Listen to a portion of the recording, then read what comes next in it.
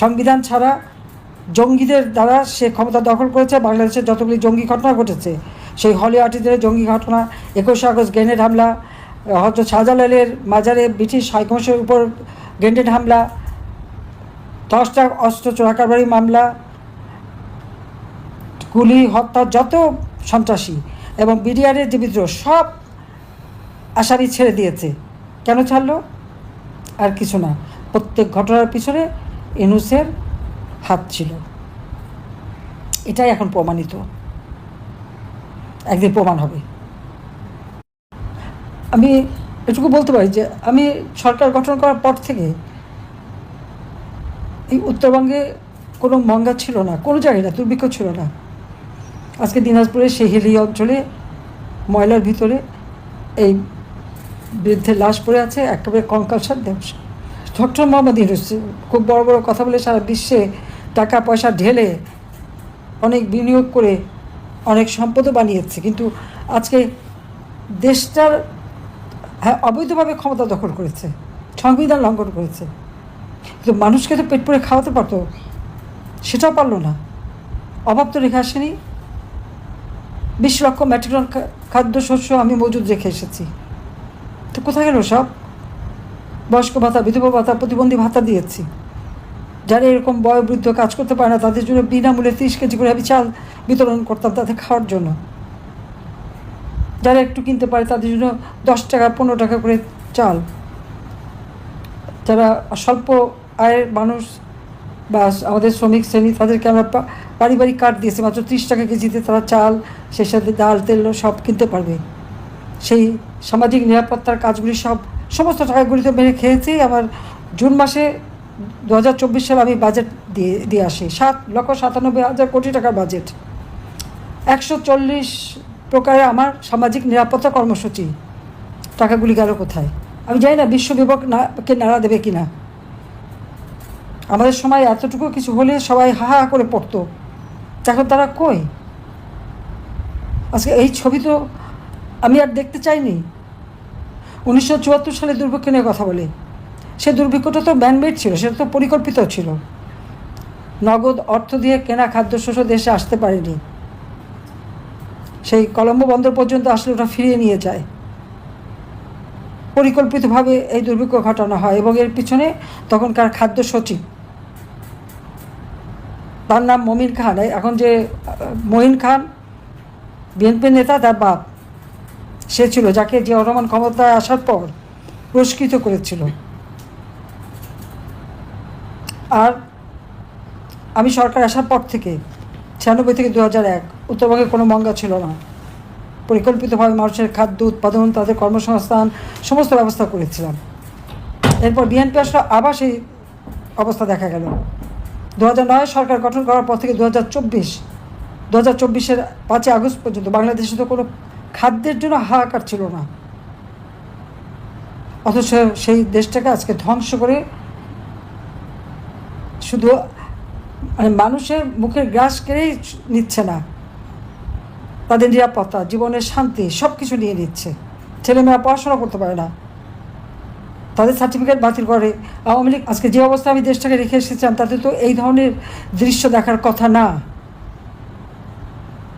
তো এই জবাবটা ইউনূসকে তো দিতে হবে।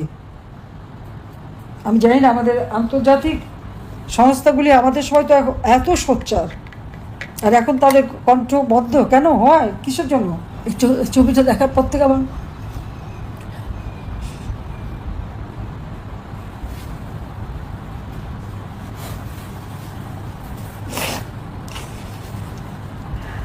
একদিকে আমাদের নেতাকর্মীদের উপরে চরম অত্যাচার, নির্যাতন, 1 বছর ধরে তারা এখানে সেখানে ঘুরে বেড়াচ্ছে, কারাগারের মধ্যে অকথ্য নির্যাতন চালাচ্ছে, অসুখের চিকিৎসা করতে দেয় না, একটার পর একটা মানুষকে হত্যা করছেন। নুরুল মজিদ হুমায়ুন, সে অসুস্থ হয়ে পড়েছে, ডেঙ্গু হয়েছে, বঙ্গবন্ধু মেডিকেল বিশ্ববিদ্যালয়ে গেল, সেখানে তাকে চিকিৎসা দেয়নি, সারাদিন সারা রাত ফেলে রেখে দিয়েছে, এমার্জেন্সিতে পড়ে আসছে সে। তারপর তাকে জেলে পাঠিয়ে দিল। জেলে যাওয়ার পর তার ডায়রিয়া এবং ডেঙ্গু, মুমূর্ষ অবস্থা থাকে, মেডিকেল কলেজে নিয়ে আসলো একটা বেডে, যেখানে কোনো একটা বিছনার চাদর পর্যন্ত নাই, হাতে হাত করা বাঁধা, একটা মুমূর্ষ রোগী, তার হাতে হাত করা বাঁধা। সে যখন মারা গেল তখন হাত করা। অপরাধটি তার কী অপরাধ করেছিল? মুক্তিযুদ্ধ করেছিল, এটাই তো অপরাধ। সে যে একটা মন্ত্রী, জনগণের নির্বাচিত জনপ্রতিনিধি, ইউনূসের মতো মেটিকুলাস ডিজাইনের মাধ্যমে জঙ্গিদের সাথে নিয়ে, হত্যাকারী সন্ত্রাসীদের সাথে নিয়ে তো ক্ষমতা দখল করেনি। সে তো জনগণের ভোটে নির্বাচিত হয়ে সরকারের মন্ত্রী ছিল। কাজে আমি আমাদের নেতাকর্মীদের বলবো, আজকে আসলে ওই ছবিটা দেখার পর থেকে আমার খুবই কষ্ট হচ্ছে। সেই রাজবাড়ি গোয়ালন্দের নুরা পাগলার লাশ কবর থেকে তুলে লাশের উপরে অত্যাচার, এটা কোনোদিন কেউ দেখেছে বাংলাদেশে? পৃথিবীতে কেউ দেখে এটা? যে লাশ তুলে নিয়ে সেখানে তাকে সেই লাশের উপরে লাঠি দিয়ে পিটালো, তারপরে আগুন দিয়ে পোড়ালো। আওয়ামী লীগের বহু নেতাকর্মীকে এভাবে পুড়িয়ে পুড়িয়ে হত্যা করেছে, যাদের নাম ঠিকানা পাওয়া যাচ্ছে না। পুলিশ মেরেছে, আনসার মেরেছে, এবং তাদের এই হত্যাকাণ্ডগুলি কিসের থেকে? আজকে পুলিশ মেরেছে বলে আমাদের বিরুদ্ধে মামলা দেয়, আমাদেরকে শাস্তি দিচ্ছে। মারলো তো সেই 7.62 বুলেট, এই বুলেটকে চালালো। কেন তদন্ত হলো না? আমি যে তদন্ত কমিশন গঠন করে দিয়েছিলাম 18ই জুলাই, সেই তদন্ত কমিশনকে কাজ করতে দেয় নাই ইউনূস। ক্ষমতা এসে সেটা বাতিল।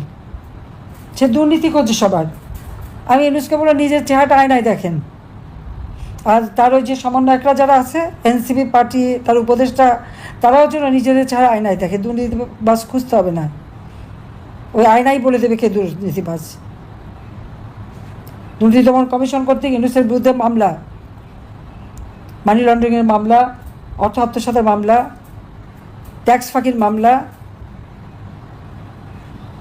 নিজের কোম্পানির লেবারদের টাকা আত্মসাৎ করেছে সেই মামলা, সাজাপ্রাপ্ত আসামি। ক্ষমতা আসতে না আসতেই সব সাজা বাদ আর সব মামলা প্রত্যাহার। অত সাহস থাকলে তদন্ত করে দেখতে বলতে পারতো যে সঠিকটা কী। সেখানে আমাদের সাংবাদিক কর্মী, নারী কর্মী, তাকে জেলখানার মধ্যে যে বারবার তাকে হয়রানি করা হচ্ছে। ইউনূসের সব মানে দুর্নীতির তদন্ত করতে গিয়েছিল, তাই তার কাছে কী তথ্য আছে? তো আমি ইউনূসকে বলতে চাই, বা যারা যাচ্ছে সেই ডিবি টিভি সবাইকে বলি, ওদের কাছে কোনো তথ্য নাই, তথ্য সব আমার কাছে আছে। কারণ ইউনূস যেদিন থেকে পদ্মা সেতুর টাকা বন্ধ করলো এবং যেদিন থেকে ওই এমডি পদ ছাড়বে না, 10 বছর বেআইনিভাবে চালালো, তখনই আমার সন্দেহ হলো যে এই লোকটাকে আমরা এত ভালো মানুষ কীভাবে ভাবলাম, এ তো চরম জঘন্য মানুষ।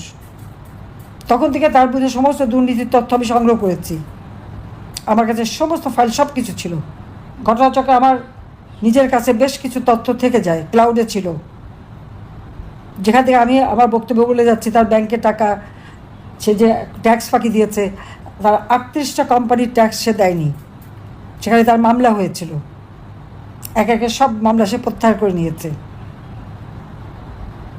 নিজে একটা বড় দুর্নীতিবাজ, তার উপর খুনি, সে আবার আমাদের বিরুদ্ধে মামলা করে আর মিথ্যা কথা বলে বেড়ায়। সব জায়গায় সে তার মিথ্যা কথা। খাগড়াছড়িতে একটা 14 বছরের মেয়েকে রেপ করেছে, ওরা বিচার চেয়েছে যে রেপ করে তাকে গ্রেপ্তার করলেই হতো না, সেখানে যে তাদের উপরে, পাহাড়িদের উপরে অত্যাচার, নির্যাতন। সেই নির্যাতন করে এটা কী করেছে? এটা নাকি আওয়ামী লীগ করিয়েছে, আমরা করিয়েছি এবং ভারত করিয়েছে। বাস উদরপিণ্ডি বুধর ঘাড়ে। নিজের অপকর্মের দোষটা অন্যের ঘাড়ে চাপানোতে ওস্তাদ হচ্ছে এই ডক্টর মোহাম্মদ ইউনূস। কাজে এই সুদখোর ইউনূসের হাত থেকে দেশকে রক্ষা করতে হবে, দেশের মানুষকে বাঁচাতে হবে। সেই জন্যই বলবো, যে যেখানে আছে, যার যা কিছু আছে, তাই নিয়ে যে যেভাবে পারবেন এর প্রতিরোধ করতে হবে। আর ইউনূসের ক্ষমতা অবৈধ ক্ষমতা, নির্বাচিত প্রতিনিধিদের বিচার করার তার কোনো অধিকার নাই। এটা অনধিকার চর্চা, এটা সংবিধান বিরোধী। কারণ তার ক্ষমতার ভিত্তিতে কোনো সংবিধান নাই। সংবিধান ছাড়া জঙ্গিদের দ্বারা সে ক্ষমতা দখল করেছে। বাংলাদেশের যতগুলি জঙ্গি ঘটনা ঘটেছে, সেই হলি আর্টিস্টদের জঙ্গি ঘটনা, 21শে আগস্ট গ্রেনেড হামলা, হযরত শাহজালালের মাজারে ব্রিটিশ হাইকমিশনের উপর গ্রেনেড হামলা, 10টা অস্ত্র চোরাকারবারি মামলা, গুলি, হত্যা, যত সন্ত্রাসী এবং বিডিআরের যে বিদ্রোহ, সব আসামি ছেড়ে দিয়েছে। কেন ছাড়লো? আর কিছু না, প্রত্যেক ঘটনার পিছনে ইউনূসের হাত ছিল, এটাই এখন প্রমাণিত, একদিন প্রমাণ হবে। কাজে সবাই ঐক্যবদ্ধ হন, যার যা কিছু হচ্ছে নামতে হবে। বাংলাদেশের মানুষের ভাগ্য নিয়ে আর খেলতে দেওয়া যায় না। আমি সেই আহ্বানই জানাচ্ছি, সবাই মাঠে নামতে হবে এবং একে হটাতে হবে। বাংলাদেশের জনগণের উপর আমার বিশ্বাস আছে, আস্থা আছে, আর আমি জনগণের পাশেই আছি। বেঁচে যখন আছি অবশ্যই বাংলাদেশের মানুষের পাশে থেকে দেশের গণতন্ত্র পুনরুদ্ধার করা, আইনের শাসন প্রতিষ্ঠা করা, যত বন্দী আছে তাদের মুক্তি দেওয়া, মিথ্যা মামলা প্রত্যাহার করা, এবং যারা দোষী এই ইউনূস, তার সমন্বয়ক, এনসিপি এবং উপদেষ্টা, এদের বিচার করা, এবং আওয়ামী লীগের নেতা কর্মীকে যে হত্যা করেছে, যারা হত্যা করেছে, যারা জ্বালাও পোড়াও করেছে, যার যার ঘর জ্বালিয়েছে, তো তাদেরকে চিনে রেখে যে যেভাবে পারেন সে তখনই ব্যবস্থা নিতে হবে। আমি আহ্বান জানাই সবাইকে শক্ত হয়ে দাঁড়াতে হবে। হারাবার তো আর কিছু নেই, সব গেছে, আমরা তো সব হারিয়েছি, তার বিচার বাংলা মাটিতে হবে। সবাই ভালো থাকেন, সুস্থ থাকেন, খোদা হাফেজ। জয় বাংলা, জয় বঙ্গবন্ধু, বাংলাদেশ চিরজীবী হোক।